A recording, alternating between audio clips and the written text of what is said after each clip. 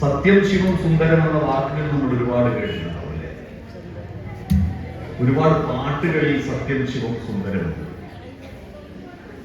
നമ്മുടെ ഭാരതത്തിലെ ഈശ്വര വിശ്വാസവും വൈദേശികമായ ഇതര മതങ്ങളുടെ ഈശ്വര വിശ്വാസവും തമ്മിലുള്ള അടിസ്ഥാനപരമായ വ്യത്യാസം എന്താണ്? അടിസ്ഥാനപരമായ വ്യത്യാസം അത് ഈ മൂന്ന് വാക്കുകളുടെ പരിപ്രേക്ഷ്യത്തിൽ അടങ്ങിയതാണ് ഭാരതീയ വിശ്വാസമാണ്. ഇത് കേവലം ഒരു പ്രാസം എന്ന രീതിയിൽ ഒരു ഫ്രീസം എന്ന രീതിയിൽ വെറുതെ പറഞ്ഞു തരുന്ന ഒരു വാക്കല്ല സത്യം ശിവം സുന്ദരം. മനുഷ്യജീവിതം ഈ ഭൂമിയിൽ കാലഘട്ടങ്ങളെ അതിജീവിച്ചുകൊണ്ട് വളർന്നു വന്ന പരിണാമദശയിൽ ഉണ്ടായിരിക്കുന്ന മനുഷ്യജീവിതത്തിന്റെ ആന്തരികമായ മൂന്നർത്ഥങ്ങളാണ് സത്യം ശിവം സുന്ദരം. ആന്തരികമായ മൂന്നർത്ഥങ്ങൾ. ഈ അർത്ഥങ്ങളിലേക്ക്, അതിന്റെ ആഴങ്ങളിലേക്ക് മനുഷ്യനെ കൊണ്ടുപോകാനാണ് ഭക്തി ഉപയോഗിക്കുന്നത്. ഭക്തി എന്ന് പറയുന്നത് ആർക്കു വേണ്ടിയാണ്?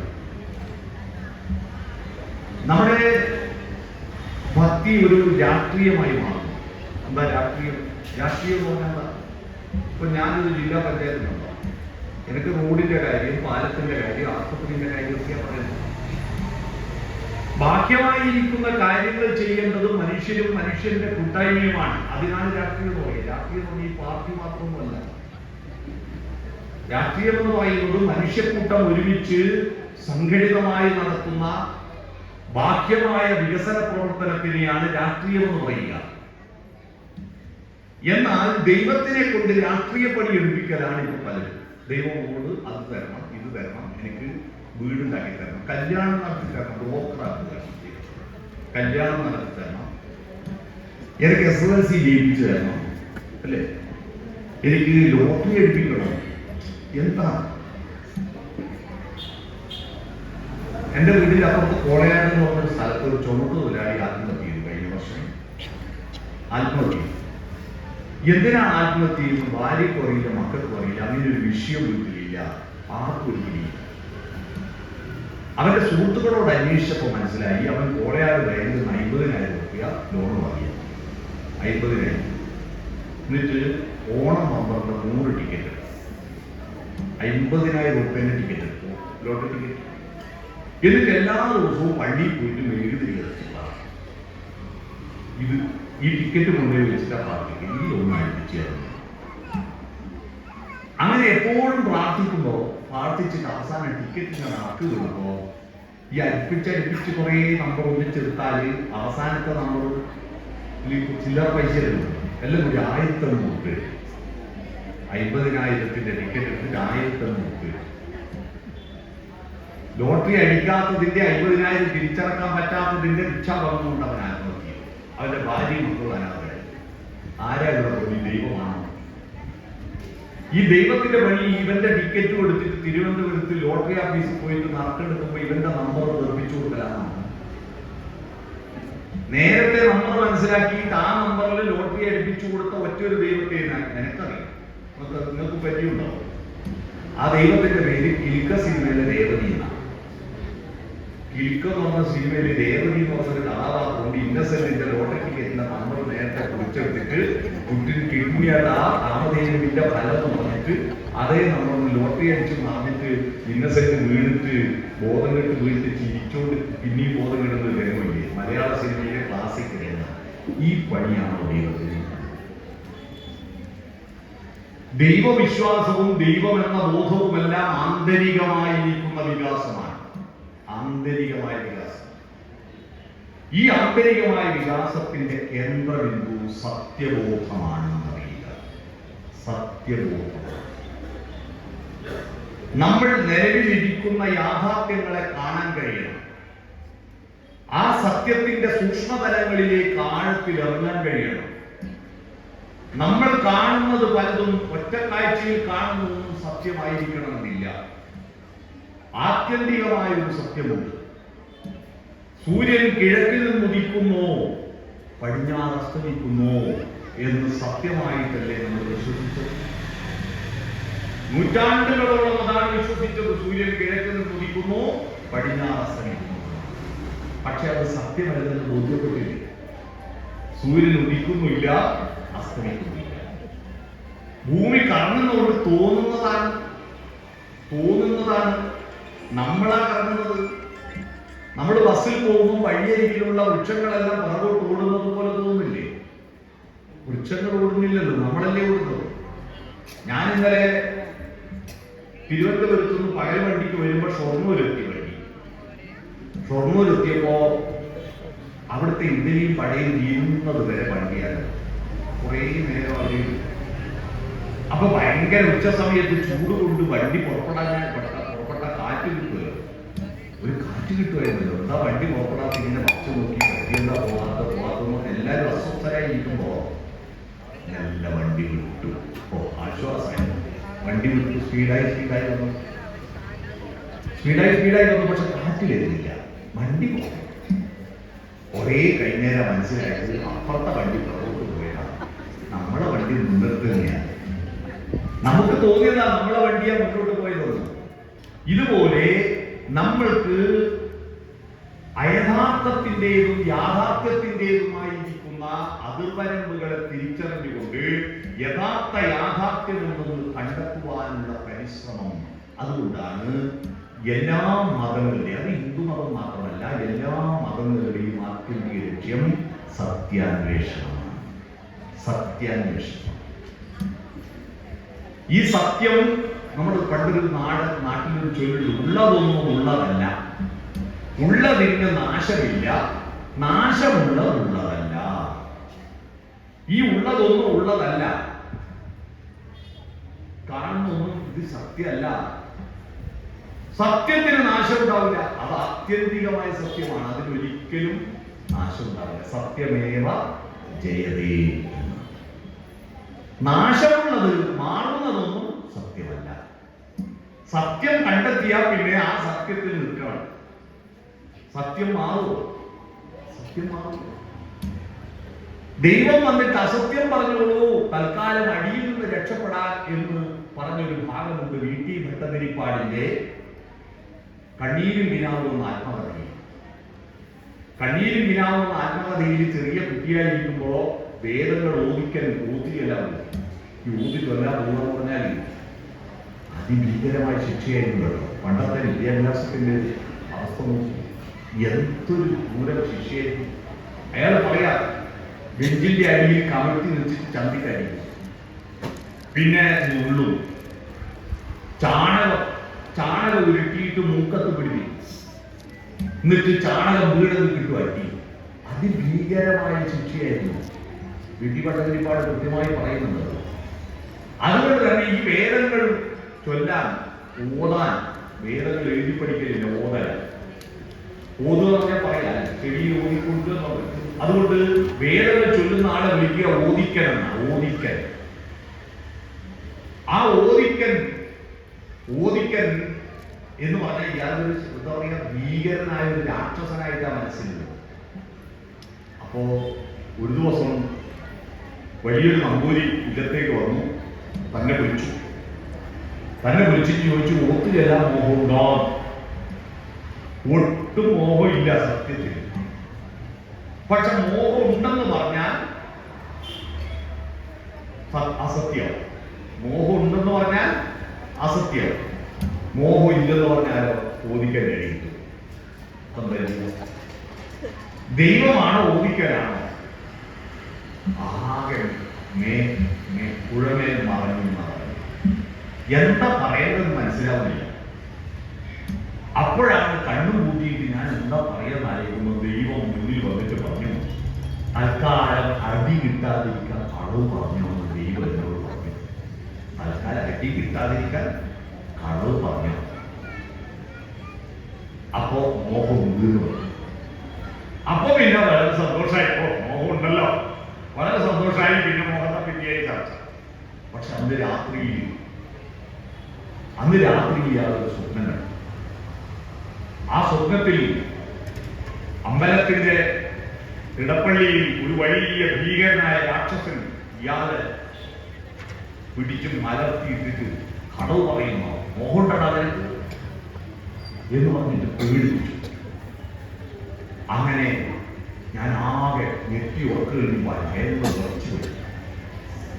അന്ന് മുതൽ എത്ര അടി കിട്ടിയാൽ എന്തെല്ലാം പ്രതിസന്ധി വന്നാലും എന്റെ ജീവിതത്തിൽ ഒരിക്കലും കളവ് പറയില്ല എന്ന് ഞാൻ ശപഥം. ജീവിതയാത്രയിൽ ചെക്ക് ബുക്കിനേക്കാൾ നമുക്ക് ഉപകാരപ്പെടുക നമ്മുടെ സത്യസന്ധതയാണ്. ആ സത്യം വധ, ആ സത്യം പറയുക, സത്യം ചിന്തിക്കുക, ആ സത്യമാണ് മനുഷ്യ ജീവിതത്തിന്റെ പ്രധാനപ്പെട്ട കാര്യം. പ്രകൃതിയിലും അതും പക്ഷിമൃഗാദികൾക്ക് അസത്യമില്ലല്ലോ. പക്ഷിമൃഗാദികൾക്ക് കള്ളത്തരമില്ല. ഇപ്പൊ നിങ്ങൾ നോക്കൂ, വയനാട്ടിൽ ഒരു കടുവ രാധ എന്ന് പറയുന്ന സ്ത്രീയെ കൊന്നു തിന്നു അല്ലേ? എന്തൊരു ക്രൂരതയാണ്, എന്തൊരു ക്രൂരതയാണ് നമ്മൾ പറയുന്നത്. പക്ഷെ ദൈവം സൃഷ്ടിച്ച ഈ കടുവയാവട്ടെ, പുലിയാവട്ടെ, സിംഹമാവട്ടെ, അതിന് വെണ്ടക്കയും കോവക്കയും കൈപ്പക്കയും ഒന്നും ജീവിക്കാൻ പറ്റും. അതിന് വിശക്കുമ്പോ മാംസമുള്ള ഇതിന് കൊന്നു തിന്നു. അതിന് മാനെന്നോ മനുഷ്യരെന്നോ വ്യത്യാസമുണ്ട്. ഈ കൊന്നു തിന്നുന്ന രാധ സ്കൂളിൽ പഠിച്ചവളാണ്, അവൾക്ക് കാപ്പിത്തോട്ടത്ത് പണിയുണ്ട്, അവള് മനുഷ്യ സ്ത്രീയാണ്, അവൾക്ക് റേഷൻ കാർഡുണ്ട്, അവൾക്ക് പാട്ടുപാടാൻ അറിയാം, അവൾക്ക് കവിത ചൊല്ലാൻ അറിയാം എന്ന് കടുവക്കറിയില്ല. കടുവയെ സംബന്ധിച്ച് രാധയും കണക്കാം, മാനും കണക്കാം, അല്ലെ, പന്നിയും കണക്കാം, വേലും കണക്കാം. ഇറച്ചിയുള്ളതിനെ പിടിച്ചു തിന്നു. കേരളത്തിൽ കഴിഞ്ഞ വർഷം വന്യമൃഗങ്ങളുടെ ആക്രമണത്തിൽ കൊല്ലപ്പെട്ടവർ എത്രാന്ന് ഞാൻ കണക്കെടുത്ത് നോക്കുമ്പോൾ 66 ഞാൻ ഞെട്ടിപ്പോയി. 66 മരിച്ചു. നോക്കുമ്പോ അത് 46 മരിച്ചത് പാമ്പ് കഴിച്ചിട്ടും തേനീച്ച വെട്ടിയിട്ടും കണ്ണൽ വെട്ടിയിട്ടും 46 മരിച്ചു. 20 ആളാണ് ആന ചവിട്ടിക്കൊന്നത്, 3 ആളെ പുലി പിടിച്ചിട്ടും. 46, 66. എന്നാൽ ഞാൻ വേറൊരു കണക്കെടുത്തു. മനുഷ്യമൃഗത്തിന്റെ കത്തിക്കിരിയായി കൊല ചെയ്യപ്പെട്ടവർ വന്യമൃഗങ്ങളുടെ ആക്രമണത്തിൽ മരിച്ചത് 66, മനുഷ്യമൃഗങ്ങളുടെ ആക്രമണത്തിൽ മരിച്ചത് 301 പേർ. കഴിഞ്ഞ വർഷം കേരളത്തിൽ 301 കൊലപാതകങ്ങൾ ഉണ്ടായി. ഈ പക്ഷിമൃഗാദികൾക്ക് വിവരമുണ്ടായിരുന്നെങ്കിൽ അവർ ചോദ്യം ചെയ്യൂലേ? എനിക്ക് പച്ചക്കറി തിന്നാൻ പറ്റാൻ ഒരു മനുഷ്യ സ്ത്രീയെ കൊന്നു തോന്നുന്നു, നിങ്ങളെല്ലാം കൊന്നത് തിന്നാനാണോ? ഈ 301 ആളെ കൊന്നത് തിന്നാനാണോ? നിങ്ങൾ നോക്കൂ, ഓരോ ദിവസവും വരുന്ന വാർത്ത പിഞ്ചു കുട്ടിയെ ബക്കറ്റിൽ മുക്കി കൊന്നു, അല്ലേ? ചെറിയ കുട്ടിയെ ബക്കറ്റിൽ മുക്കി കൊന്നു. ഇന്നത്തെ രാവിലത്തെ വാർത്ത എന്താ? സ്വത്ത് കൊടുക്കാത്തതിന്റെ പേരിൽ 90 വയസ്സുള്ള അച്ഛനെയും 85 വയസ്സുള്ള അമ്മയെയും വീട്ടിന് തീ കൊളുത്തി കൊടുക്കും. വീട് കത്തിയിട്ട് പിന്നെ വയോജനങ്ങൾ മരിച്ചുപോയി എന്ന് വാർത്തയുണ്ടായിരുന്നു. ഇന്ന് അത് കഴിഞ്ഞത് ഇത് കയ്യെ തീപിടിച്ചതല്ല, മോൻ തീ കൊളുത്തിയതാണ്. അപ്പൊ സത്യസന്ധർ യഥാർത്ഥത്തിൽ മനുഷ്യരാണോ മൃഗങ്ങളാണ്? മൃഗങ്ങൾ നിഷ്കളങ്കരാണ്. അവര് വിശന്നാൽ ഒന്നിനെ കൊന്നു തിന്നു എന്നല്ലാതെ വെറുതെ കൊല്ലാറില്ല. മനുഷ്യൻ മാത്രമാണ് തിന്നാനല്ലാതെ കൊല്ലുന്നത്. 2 പട്ടിക്ക് ഒരു മാംസകഷ്ണം കിട്ടിയാൽ പകുതി മുറിച്ച് നീ എടുത്തോ, പകുതി എനിക്ക് തമ്മേ എന്ന് പറയാൻ വാക്കുകളില്ല. അതിനാകെ ചെയ്യാൻ പറ്റുക ആക്രമിച്ച് അടി കൂടിയിട്ട് ആരാണോ ജയിക്കുന്നത് അവര് കൊടുക്കുന്നത്. സർവൈവൽ ഓഫ് ദി ഫിറ്റസ്റ്റ്, കയ്യൊപ്പുള്ള കാര്യക്കാരൻ. അതാ മൃഗങ്ങൾ. മനുഷ്യർക്ക് വാക്കുകൾ തന്നിട്ടില്ലേ? എന്താ വാക്കുകൾ? ഈ വാക്കുകൾ തന്നത് എന്തിനാണ്? നമ്മുടെ നാവിൽ തെറിയും തോന്നിയാസവും കടവും ഉണ്ടാകും. ഈ കടവ് വികട സരസ്വതിയാണ്. ഈ വികട സരസ്വതിയെ പുറത്തേക്ക് തള്ളണം. വികട സരസ്വതി അന്ധകാരമാണ്. അന്ധകാരത്തിന് പറയുക രാ എന്നാണ്. രാത്രി, രാവ് എന്നൊക്കെ പറയാൻ അന്ധകാരം. ഈ എന്ന വികട സരസ്വതിയെ പുറത്തേക്ക് കളയണമെങ്കിൽ അതിനൊരു മഹാശ്വാസം വരും. വിശ്വാസം. ഏതാ മഹാശാസ്ത്രം? നമ്മുടെ സംസ്കൃതത്തിലും മലയാളത്തിലുള്ള അക്ഷരങ്ങളുടെ പേരറിയോ? സംസ്കൃതത്തിലും മലയാളത്തിലുള്ള അക്ഷരങ്ങളുടെ പേര് സ്വരങ്ങൾ 15 അല്ലെ? ആ ഈ വ്യഞ്ജിപ്പിക്കുന്ന വ്യഞ്ജനങ്ങൾ 25 അല്ലെ? 25 15 40. ഇനി മധ്യമങ്ങൾ അറിയാമോ? മധ്യമങ്ങള് അമ്മമാരുടെ അക്ഷരമാണ്, അറിയാമോ? അമ്മമാര് കണ്ടെത്തിയ അക്ഷരമാണ് മധ്യമങ്ങൾ എന്ന് പറഞ്ഞാൽ താരാട്ട് പാട്ടുപാടി ഉറക്കുമ്പോ കുട്ടീനെ ആ ഈ ഊ മാത്രം പാടിയ കുട്ടിക്ക് അക്ഷരാജ്ഞാനം കിട്ടുമോ? എന്നാ കാക്കാ എന്ന് പറഞ്ഞിട്ട് താരാട്ട് പാടിയാൽ പരിക്കൻ ശബ്ദം കൊണ്ട് കുട്ടി ഉറങ്ങുമോ? അതുകൊണ്ട് സ്വരവും പറ്റില്ല, വ്യഞ്ജനവും പറ്റില്ല. അതിന്റെ മധ്യത്തിൽ 4 അക്ഷരവും, അതാണ് താരാട്ട് പാട്ട്. കേട്ടിട്ടുണ്ടോ? തമിഴ്നാട്ടിലെ താരാട്ട് പാട്ടിൽ പ്രധാനമായി ഉപയോഗിക്കുന്ന അക്ഷരം യാ. പിന്നെ നമ്മൾ ഉപയോഗിക്കുന്നത് പിന്നെ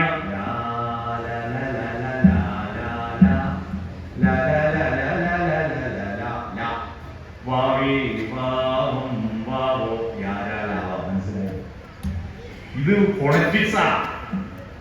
MA മലയാളം ഇംഗ്ലീഷും എടുത്ത് പഠിക്കുന്നവർക്ക് ഒരു പേപ്പറാ ഫോണറ്റിക്സ്, സ്വനശാസ്ത്രം.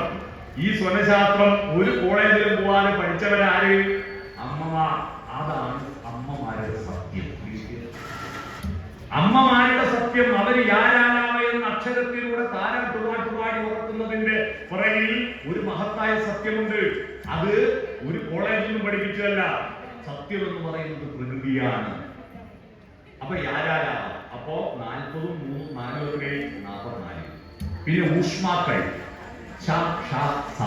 ഊഷ്മാക്കൾ അപ്പൊ 44 47. ഇനി ഒരു അക്ഷരമുണ്ട്, അടിവയറ്റിൽ നിന്ന് പുറപ്പെട്ടിട്ട് വരുന്ന അക്ഷരം. സാധാരണ ക എന്ന അക്ഷരത്തെ വരേണ്യമാക്കുന്ന ഖ ആക്കുന്നത് ഈ അക്ഷരമാണ്. ഗ എന്ന അക്ഷരത്തെ ഘ ആക്കുന്നത്, ജ എന്ന അക്ഷരത്തെ ഝ ആക്കുന്നത്, ഡ എന്ന അക്ഷരത്തെ ധ ആക്കുന്നത് ഈ അക്ഷരമാണ്. ആ അക്ഷരത്തിന്റെ പേര് മഹാപ്രാണം എന്നാണ്. അതാണ് ഹ. മനസ്സിലായി? ഹ മഹാപ്രാണം അറിയപ്പെടുക. അപ്പൊ 47 40. പിന്നെ ദ്രാവിഡ ഭാഷയിൽ മാത്രമുള്ള 3 അക്ഷരങ്ങളുണ്ട്. ള ര ള. ഇംഗ്ലീഷിൽ അത് കാണില്ല. ഇംഗ്ലീഷിലും ഹിന്ദിയിലും ള ഴ റ ഇല്ല. ഒരു രാ മാത്രമേ. രാന്നോ റാന്നുള്ളൊരു ആർ മാത്രമാണ്. ള എല്ല് മാത്രമാണ്. ള എന്നും ല എന്നൊരു എൽ മാത്രമാണ്. അല്ലെ? ഴ എന്നത് വലിയ ബുദ്ധിമുട്ടാണ്. എച്ച് നല്ല വെച്ചിട്ട് അഴ ഉച്ചരിക്കുക അല്ലെ? അപ്പൊ ദ്രാവിഡ മധ്യമങ്ങൾ 3. അപ്പൊ 48 51. ഈ മഹാപ്രാണമില്ലേ, ഈ മഹാപ്രാണം അതൊരു മഹാശ്വാസമാണ്. ഈ മഹാപ്രാണം ഉള്ളിൽ നിന്ന് പുറത്തു വന്നിട്ട് നമ്മുടെ നാവിൻ പുറത്തുള്ള ര എന്ന വികട സരസ്വതി ഇരുട്ടിനെ പുറത്തേക്ക് തള്ളി. ആ പ്രക്രിയ നിങ്ങളെല്ലാം ചെയ്യുന്നു. ഈ മഹാപ്രാണത്തെ കൊണ്ട് നാവിൻ പുറത്തുള്ള വികട സരസ്വതിയെ തള്ളി പുറത്തേക്കുന്ന പ്രക്രിയ നിങ്ങളെല്ലാം ചെയ്യുന്നുണ്ട്. അതാണ് ഹരേ. ഹ വന്നിട്ട് രായെ തള്ളി മാറ്റുക. അതാ ഹരേ. അടുത്തത് രാമ. ഹരേ രാമ ഹരേ രാമ. എഴുതുന്നതിന്റെ അർത്ഥം മനസ്സിലായി? ഇതിന്റെ സത്യം കിട്ടിയോ? രാമ എന്ന് പറഞ്ഞാൽ എന്താ?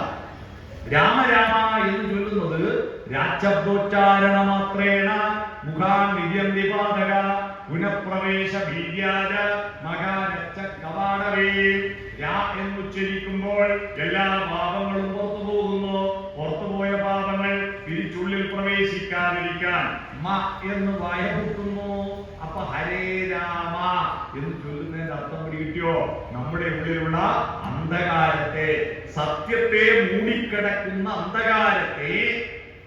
ആ അന്ധകാരം എങ്ങനെ ഉണ്ടാവുന്നത്? കാമ ക്രോധ ലോഭ മോഹ മത മത്സര്യങ്ങൾ കൊണ്ട് പൊതിഞ്ഞിരിക്കുക നമ്മുടെ ശരീരവും മനസ്സും. നമ്മുടെ ശരീരവും മനസ്സും പൊതിഞ്ഞിരിക്കുന്നത് കാമ ക്രോധ ലോഭ മോഹ മത മത്സര്യങ്ങൾ കൊണ്ടാണ്. ഈ മത്സര്യങ്ങളുടെ മൂടുപടം മാറ്റുമ്പോഴാണ് സത്യമായിരിക്കുന്ന പൊരുൾ നമ്മൾ എന്താണെന്ന് തിരിച്ചറിയുന്നത്. ഇപ്പൊ കാമം.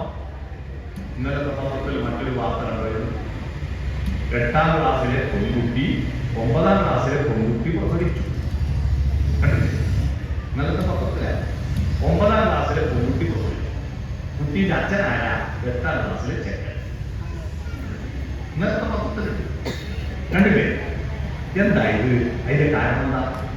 ഈ കാരണത്തെ അന്വേഷിച്ച് പുറത്തൊന്നും കൊണ്ട നമ്മുടെ ഇത് വ്യാപകമാകുക. കാരണം പക്വതയാർജിക്കുന്നതിന് മുമ്പ് ശരീരത്തിനകത്തു നിന്ന് ഒരു സത്യം പുറത്തു വരും. എന്താ സത്യം? കാമം എല്ലാവർക്കും ഉണ്ടല്ലോ. കാമദേവനെ, കാമത്തെ ദൈവമായിട്ട് ആരാധിക്കുന്നത്. കാമം വന്നിട്ടില്ലായിരുന്നെങ്കിൽ സുബ്രഹ്മണ്യൻ ഉണ്ടാവോ?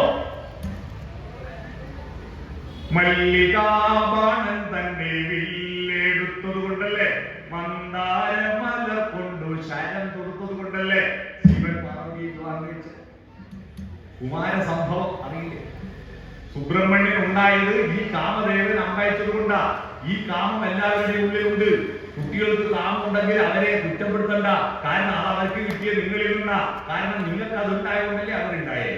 നിങ്ങൾക്ക് അതില്ല അവരുണ്ടാവോ? സത്യമല്ലേ? പക്ഷെ അത് എപ്പോൾ എന്നതാണ് ചോദ്യം. എപ്പോൾ എന്നതാണ് ചോദ്യം. ഈ സത്യത്തെ നമ്മൾ അഭിമുഖീകരിക്കണം. എന്ന് പറഞ്ഞാൽ കാമം എന്ന് പറയുന്ന വികാരം നമ്മുടെ മനുഷ്യ മനസ്സിന്റെ എല്ലാ ചലനങ്ങളെയും നിയന്ത്രിക്കുന്നു എന്നാണ് സിഗ്മണ്ട് ഫ്രോയിഡിന്റെ മനഃശാസ്ത്രം പറയുന്നത്. എല്ലാ ചലനങ്ങളെയും എല്ലാം നിയന്ത്രിക്കുന്നതാണ്. പക്ഷേ അതെങ്ങനെ നിയന്ത്രിക്കാൻ പറ്റും? ഏതാ ഗുരു ഏതാ ലഘു എന്ന് നോക്കിയിട്ടാണ് മനുഷ്യനോ മൃഗോ തീരുമാനിക്കുക. ഗുരു ലഘു പണ്ട് സ്കൂൾ പഠിച്ചിട്ടുണ്ടാവും. ദീർഘാക്ഷരൻ ഗുരു, ഹ്രസ്വാക്ഷരൻ ലഘു. ദീർഘാക്ഷരൻ ഗുരു, വലിയ അക്ഷരൻ ഗുരു. ഗുരു എന്ന് പറഞ്ഞാൽ വലുതെന്നാണ്. ഗുരു എന്ന് പറഞ്ഞാൽ മാഷ് അർത്ഥം വരുന്നത് കുട്ടികളെക്കാൾ അറിവിന്റെ കാര്യത്തിൽ വലുതായതുകൊണ്ടാണ് ഗുരു എന്ന് വിളിക്കുന്നത്. പത്രത്തിൽ നിങ്ങൾ വാർത്ത കണ്ടിട്ടില്ലേ? ഗുരുതരമായ പരിക്ക് പറ്റി, മാഷക്ക് പരിക്ക് പറ്റിയ അല്ല, വലിയ പരിക്ക് പറ്റിയ. അപ്പൊ ഗുരു വലുത്, ലഘു ചെറുത്. ആപ്പിള് ലഘുവാണ്, ഭൂമി വലുതാണ്. അപ്പൊ ഗുരുവായിരിക്കുന്ന ഭൂമി ലഘുവായ ആപ്പിളിനെ പിടിച്ചു വലിക്കുന്നു എന്ന സത്യം ഐസക് ന്യൂട്ടൻ കണ്ടെത്തി. അതാ ഭൂഗുരുത്വബലം. ഇത് സത്യമാണ്. നമ്മുടെ ജീവിതത്തിൽ നോക്കാം. നിങ്ങൾ കുട്ടികളെയും കൂട്ടിയിട്ട് മയ്യിൽ ടൗണിൽ പോയി, അല്ലെ കണ്ണൂരിൽ പോയി. അപ്പൊ കുട്ടികൾ റോഡിലേക്ക് ഓടുമ്പോൾ നിങ്ങൾ പിടിച്ചു വലിക്കില്ലേ? വെളുത്ത് ചെറുതിനെ പിടിച്ചു വലിക്കില്ലേ? വലിക്കില്ലേ? അപ്പൊ അതനുസരിച്ച ഗുരുത്വമുണ്ട്. നല്ല ഗുരുത്വമുള്ളതൊക്കെ കൂട്ടാൻ കണ്ടുപോയാലോ ഗുരുത്വക്കേടായി. ഗുരുത്തക്കേട് ഗുരുത്തക്കേട് എങ്ങനെയാ വരുന്ന? വലുത് ചെറുതിനെ പിടിച്ചു വലിക്കുമ്പോ ചെറുത് കുതറിപ്പോയാൽ ഗുരുത്വക്കേട്. മൃഗങ്ങളുടെ ഒരു ശരീരമാണ്, മനസ്സിൽ ലഘുവാണ്. ഈ അമ്പലപ്പറമ്പിൽ ഒരു പശു വന്നു, അതിന് മൂത്രയിക്കണം, ശരീരം പറയിൽ പോയിക്കണം, മനസ്സ് പറയും എത്ര ആളാണെങ്കിലും പറ്റില്ല, ആനയിൽ എത്തട്ടെന്ന് പറയില്ല. അവിടെ വാലും പൊത്തിച്ച് മൂത്രയിക്കും, അവിടെ ചാണകോടും. പട്ടികൾ റോഡിൽ വെച്ചിടലും. നിശ്ചയം വേണ്ട, മാല വേണ്ട, പന്തല് വേണ്ട, കല്യാണം വേണ്ട, ഒന്നും വേണ്ട. കാരണം അതിന്റെ ഗുരുവായ മനസ്സിൽ ലഘുവ. മനസ്സുണ്ട് മൃഗങ്ങൾക്ക്. മൃഗങ്ങൾക്ക് മനസ്സൊക്കെ ഉണ്ട്. അത് പക്ഷേ ശരീരത്തിന്റെ ആവശ്യങ്ങൾ പ്രകടിപ്പിക്കുവാൻ വേണ്ടി മാത്രമുള്ള മനസ്സാണ്. നായ്ക്ക് കണക്കറിയാവോ? കണക്കറിയുന്ന നായി ഉണ്ടല്ലോ. നിങ്ങൾ വീതി കുറഞ്ഞ റോഡിലെ സ്കൂട്ടർ കൊണ്ടുപോകുക. റോഡിന്റെ പകുതിക്ക് ഒരു നായി ഇറങ്ങി സ്കൂട്ടർ ഓണടിച്ചു. നായി ഇറങ്ങില്ല. കാരണം സ്കൂട്ടറിന്റെ കൂടെ സ്ഥലമില്ല. സ്കൂട്ടറിന്റെ വീതി അറിയാം. തൊട്ട് പറയുന്നത് ലോറി വന്നോട്ടെ, നായി എഴുതിട്ട് മാറി. അപ്പൊ ലോറി വീതി കൂടുതലാണെന്നോ സ്കൂട്ടറിന്റെ വീതി കുറവാണെന്നോ അറിയാം. പക്ഷെ നമ്മളെ കൂട്ടത്തിലുള്ള ആളുകൾക്ക് അറിയില്ല. കണ്ടെടുത്ത് വെച്ച് പോകില്ലേ ഇല്ലേ? അപ്പോ മൃഗങ്ങൾക്ക് മനസ്സുണ്ട്. പക്ഷെ ആ മനസ്സ് ശരീരത്തിന് വിധേയമാണ്. മനുഷ്യന്റെ പ്രത്യേകത അവന്റെ മനസ്സ് ഗുരുവാ, ശരീരം ലഘുവാ. അതിനെ നിയന്ത്രിക്കാൻ പറ്റുമ്പോഴാണ് നമ്മൾ കാമത്തെ നിയന്ത്രിക്കാൻ പറ്റുന്നത്. എന്ന് പറഞ്ഞാൽ ഇവിടെ ഇപ്പൊ മൂത്രയിക്കാൻ പറ്റിയാൽ വിൽക്കുവോ? മനസ്സ് പറയും തൽക്കാലം. ഇപ്പോ ശരീരമാണോ മനസ്സാണോ പ്രധാനമോ? ഒരു 12:30 കഴിയുമ്പോൾ മനസ്സിലാവും. 12:30 ശരീരം വിശക്കം. അന്നേരം കുറച്ചാള് പോയി ക്യൂണ്ട് അല്ലേ? മനസ്സ് പറയും അന്നേരം എപ്പം പോയി ക്യൂ നിൽക്കാതെ ആര് പറയും? ശരീരം പറയും. മനസ്സ് നിയന്ത്രിക്കില്ല, ശരീരം പോയിട്ട് ക്യൂ നിൽക്കും അല്ലേ? അതാ. അപ്പൊ മനസ്സ് ഗുരുവാകുമ്പോ മനുഷ്യനാവും, ശരീരം ഗുരുവാകും മൃഗമാവും. ആമയും മുയലും പന്തയം വെച്ച കഥ കേട്ടിട്ടുണ്ട്. ആമയും മുയലും പന്തയം വെച്ചു. മുയൽ കുതിച്ചോടി. കുറെ അകത്തി നോക്കുമ്പോൾ തിരിഞ്ഞു നോക്കുമ്പോൾ ആമ വളരെ പറയില്ല. നേരത്തെ പോയിട്ട് 2 മെഡലൊന്നും കിട്ടൂലല്ലോ. അതുകൊണ്ട് എന്താ ചെയ്യാ? ഒന്ന് വിശ്രമിച്ചിട്ട് പോവാ. വിശ്രമിച്ചിട്ട് ഓടിപ്പോയി. ഉറക്ക് തെളിയുമ്പോൾ ആ പോയിട്ട് ട്രോഫി വാങ്ങി വരുന്നു. എന്നിട്ട് മാഷന്മാർ നമുക്ക് പറഞ്ഞു തന്നു, പരിശ്രമശാലികൾ വിജയിക്കും, അലസന്മാർ പരാജയപ്പെടും. ഇല്ലേ? പറഞ്ഞില്ലേ? ഈ കഥയൊന്ന് മാറ്റി പിടിച്ചൂടെ? ഈ ആമ എന്ന് പറയുന്നത് ശരീര, മനസ്സെന്ന് പറയുന്ന മുയല. നമ്മുടെ ശരീരം ആമയെ പോലെ മെല്ലെ മെല്ലെ വളരും. മൃഗങ്ങളെ അപേക്ഷിച്ച് മനുഷ്യ ശരീരം മെല്ലെ വളരും. ഒരു പശു പ്രസവിച്ച് 1/2 മണിക്കൂർ കൊണ്ട് എണീറ്റോളൂ. നിങ്ങൾ ആരെങ്കിലും വെച്ചിട്ട് 1/2 മണിക്കൂർ കൊണ്ട് ഓടിയ 6 മാസം കഴിഞ്ഞിട്ടേ ദോശ മറിച്ചിടാൻ കുമ്പിടാൻ. ഒന്ന് കുമ്പിടാൻ 6 മാസമില്ലേ? LKG അംഗനവാടി പോകുമ്പോൾ 3 വയസ്സാവില്ലേ? 3ാമത്തെ വയസ്സിൽ പശു പ്രസവിച്ചിട്ട് ഒരമ്മയല്ലേ? നമ്മുടെ കുട്ടി കൊച്ചുകുട്ടിയല്ലേ? പല കുറി വീഴുമ്പോൾ നടക്കാൻ പഠിക്കും, പലവട്ടം കരയുമ്പോൾ ചിരിക്കാൻ പഠിക്കും. നമ്മൾ വളരെ വൈകിട്ടേ നമ്മുടെ ശരീരം വളരും. പക്ഷെ